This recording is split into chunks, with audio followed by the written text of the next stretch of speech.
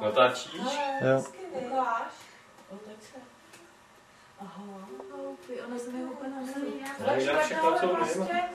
každý máma dá. Tam byly jako účesy z takových dlouhých.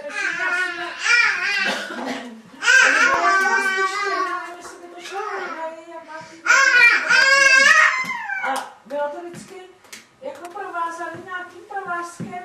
Někde tady a ty vlastně byly dlouhý. A vlastně jako očko a bylo provázané na centimetr a to ty bylo asi dále. Ale jestli to máš mi ty kalhoty. a víš, jak to pejska vystupy, ten stůl nemáme úplně zničený. To je hrozný. No, budeme mít taky zaspět.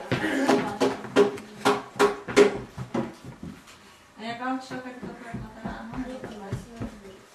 Když jsem kupala a to ti to rozpletla se, nebo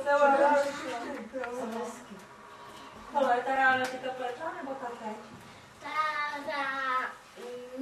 no. To je od vás. Tak tam vždycky pošla z rozpuštěný nájem, tam učitelka učit. Valentýno,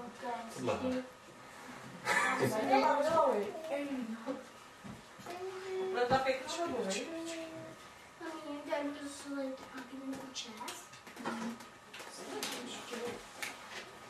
Tak.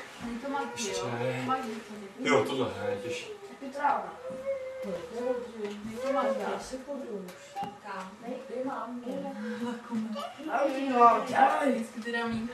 a je tam všechno těžkej, když se ho odnesla, by tam zde do mě zajel. Ještě tohle hraje, jestli mi to bude. Takže z tohle to teďka jak bylo? Za tohle jo?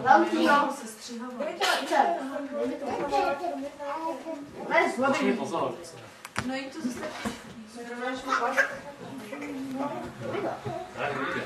ty kutěta by tam mohly spát, dole se dá spát, tam je taková řečka, otvor. Jenže spím. ale ona by se tam nevešla. Kolik jich máte?